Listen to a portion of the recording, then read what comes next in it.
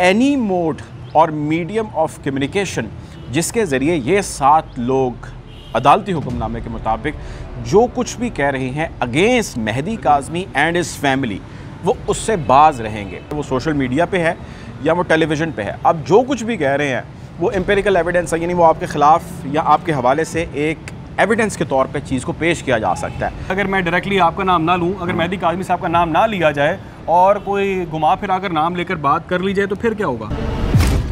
बिस्मिल्लाहिर्रहमानिर्रहीम, अस्सलाम वालेकुम। आप देख रहे हैं व्यूज़ मैटर। मैं हूं वली डार, मेरे साथ मौजूद है मुर्तज़ा। अब से कुछ देर पहले मैंने एक व्लॉग किया और उसमें मैंने आपको बताया कि सिंध हाई कोर्ट का एक बहुत ही अहम फैसला सामने आया है, जिसमें सिंध हाई कोर्ट की जानिब से वाज़ेह तौर पर कहा गया है कि मेहदी अली काज़मी और उनके ख़ानदान के बारे में जो तज़हीक आमेज़ बयानात दिए जा रहे थे उस पर अब पाबंदी आयद कर दी गई है और मज़ीद अब इस हवाले से कोई भी मवाद क्रिएट नहीं किया जा सकता। मुर्तज़ा, इस फैसले की तफसील क्या है आपके पास?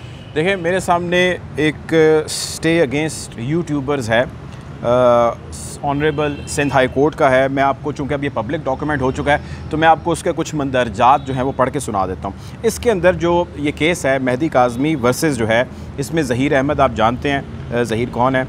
दूसरा इसके अंदर रिस्पोंडेंट है अली हसन इकबाल जाफरी, जो उनके एडवोकेट हैं, उनको भी आप जानते हैं। फिर बिलाल अहमद साहब हैं, जर्नलिस्ट हैं, आप उनको भी जानते हैं।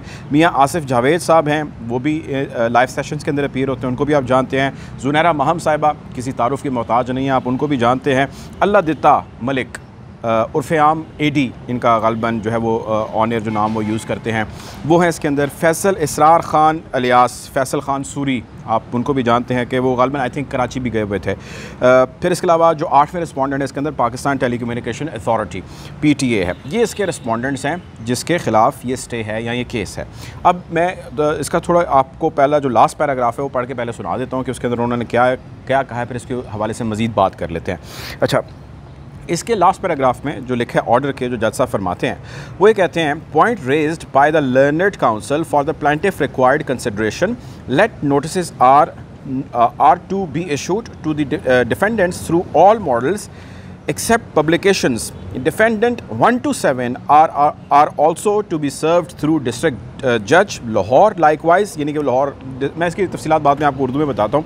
यानी वो ये कहते हैं, till the next date of hearing the defendant number 1 to 7 are restrained from making, issuing, airing, publishing, sharing any malicious, defamatory and scandalous content material including but not limited to digital videos, written material and or audio messages or any digital or social medial against the platform and entire family, against the plaintiff and the entire family. Further, the defendant number 8 is directed to initiate legal action against the defendant number 1 to 7 strictly in accordance with law and to submit a comprehensive report to this court within 15 working days. To come up on 26/8/2022, a copy of this order is to be sent to the defendant number 8 also. अच्छा, वो PTA को direct कर रहे हैं और वो इन लोगों को रिस्पोंडेंट नंबर 1 to 7, जिनके मैंने आपको यूट्यूबर्स के नाम लिए, उनको रिस्पॉन्ड कर रहे हैं और वो कह रहे हैं कि ये रेस्ट्रेंट रहें, ये लोग रुक जाएँ। यूट्यूब के ऊपर आके वो कोई वीडियो बनाते हैं, वो किसी को कोई इंटरव्यू देते हैं या ख़ुद बोलते हैं, या वो कहीं पे कुछ सोशल मीडिया के ऊपर लिखा हुआ टेक्स्ट जिस तरह होता है, कोई स्टेटस लगाना या कोई भी रिटन मटेरियल जो है वो उससे भी रुक जाए। फिर वो कहते हैं कि जैसे वॉइस मेल या वॉइस मैसेजेस होते हैं, आप उसको मुख्तलिफ प्लेटफॉर्म्स पे शेयर कर सकते हैं, वो उससे भी बाज आ जाएँ। यानी कि एनी मोड और मीडियम ऑफ कम्युनिकेशन जिसके ज़रिए ये 7 लोग अदालती हुक्मनामे के मुताबिक जो कुछ भी कह रहे हैं अगेंस्ट, मैं दोहरा रहा हूँ, against Mehdi Kazmi and his family, वो उससे बाज रहेंगे, वो उससे रुक जाएंगे till further hearing of this case. यानी कि वो मेरी अंडरस्टैंडिंग के मुताबिक वो इसके ऊपर लाइव सेशंस करेंगे, वो बातचीत करेंगे जैसे वो करते आ रहे हैं, उसी तरह उनका सिलसिला जारी रहेगा। लेकिन स्पेसिफ़िकली मिलिशियस कैंपेन का वर्ड यूज़ किया गया है। जो किस्म की भी एक्टिविटीज़ मेहदी काज़मी या उनकी फैमिली के हवाले से जा रही हैं वो आपको नहीं करनी होगी। सो ये वो अमल है जिसके ऊपर जो है ये ऑर्डर आया है। अच्छा, मैं वो और इसको जो है रोका गया है और उनको मना किया गया है। अच्छा, मैं ये बता दूं कि इसमें जो दरख्वास्त दायर की गई थी, हाँ, इसमें क्या मौक़िफ़ अपनाया गया था, वो ये था, दरख्वास्त के अंदर जो मेहदी अली काज़मी की लीगल टीम थी उन्होंने दरख्वास्त दायर की और ये मौक़िफ़ अपनाया गया कि जिस तरह से कुछ यूट्यूबर्स हैं वो जो तज़हीक अमेज़ बयानात दे रहे हैं और जजेस को मलाइन कर रहे हैं, जजेस के बारे में नाज़ेबा अल्फाज इस्तेमाल कर रहे हैं, और ख़ास तौर पर यह कि जजेस के बारे में ये बात कर रहे हैं नाम लेकर कि वो लोग कुछ पैसे देकर मनपसंद के अपने काम करवाते हैं, तो इसको उन्होंने इसका हिस्सा बनाया इस एप्लीकेशन का। जिसके अलावा जो chief justice of Sindh high court हैं, उनको ये एप्लीकेशन फॉरवर्ड कर दी गई जज साहब की जानिब से और उसको उन्होंने मार्क कर दिया। और सबसे अहम चीज़ ये मुर्तज़ा कि इसके अंदर उन्होंने कुछ यूट्यूब चैनल्स को, कुछ लिंक्स को और तमाम वीडियो रिकॉर्ड कह लें कि जिस तरह से इसको एम्पिरिकल एविडेंस उसको इसका हिस्सा बनाया है। जिस तरह से मैंने देखा था कि आपकी वीडियो थी जब आपने इंटरव्यू किया शौकत शाहानी साहब का, जो इन्वेस्टिगेशन मेरे दोस्त इन्वेस्टिगेशन ऑफिस साहब का इंटरव्यू किया, तो वो भी रिकॉर्ड का हिस्सा बना और उसको अदालत के अंदर चलाया गया, उसको कोर्ट किया गया। अब इस केस के अंदर भी ये सबूत फराहम कर दी गए हैं। कितना इम्पोर्टेंट होता है कि आप जो कंटेंट क्रिएट कर रहे हैं वो कभी ना कभी आपके गले भी पड़ सकता है। देखिए जी, जो भी आप कंटेंट क्रिएट कर रहे हैं, वो आप कर रहे हैं, मैं कर रहा हूँ, वो कोई भी शख्स कर रहा है, वो कंटेंट अब एम्पिरिकल एविडेंस के तौर पे जो है वो कोर्ट रूम्स के अंदर प्रेजेंट किया जाता है। और इस चीज़ को अब कई साल हो चुके हैं।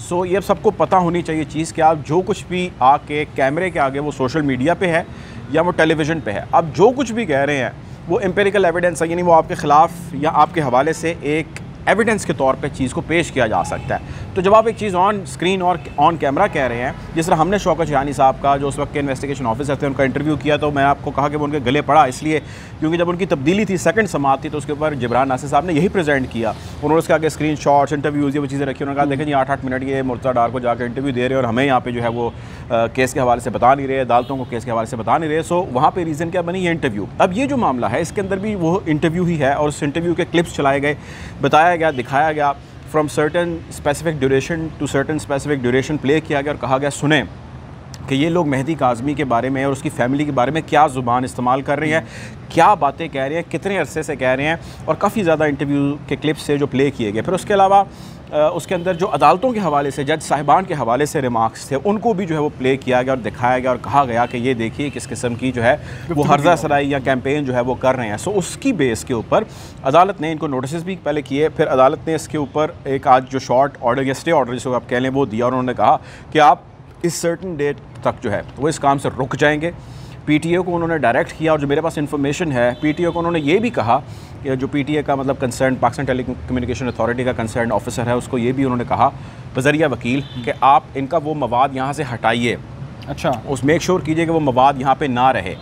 लेकिन मेरी अंडरस्टैंडिंग ये है कि वो ज़ाती ताल्लुक़ के ऊपर या वो अपना उनसे कोई भी जो है वो असर और रसूख का इस्तेमाल करके मवाद हटा ले तो हटा ले, लेकिन वैसे वो बतौर गवर्नमेंट या बतौर अथॉरिटी शायद ना हटवा पाएँ। सो this is exactly what happened in the court. अच्छा, मैं वैसे ये बात पहले भी अपने व्लॉग में कर रहा था कि जो ज़ुबान इस्तेमाल की जाती रही है इन व्लॉग्स के अंदर और इन लाइव सेशंस के अंदर, ये अमल बहुत पहले वैसे हो जाना चाहिए था, ठीक है। और अब आपके ख्याल से अगर हम ये समझें कि ये रुक जाएंगे या ये मामला जिस तरह से अब कोर्ट ने कह दिया मामला तो रुक जाएंगे, अगर कोई शख्स इस तरह से करे कि मिसाल के तौर पे अगर मैंने आपके बारे में बात करनी है तो मैं मुर्तज़ा के बारे में XYZ कह के बात करना शुरू कर दूं, यानी कि अगर मैं डायरेक्टली आपका नाम ना लूं, अगर मेहदी काज़मी साहब का नाम ना लिया जाए और कोई घुमा फिरा कर नाम लेकर बात कर ली जाए, तो फिर क्या होगा? देखिए बात यह है कि जब FIA इंटरवीन कर सकता है। मैं आपको बताता हूँ, जब अदालत का इतना फोकस्ड, इतना टारगेटेड, इतना प्रिसीजन किस्म का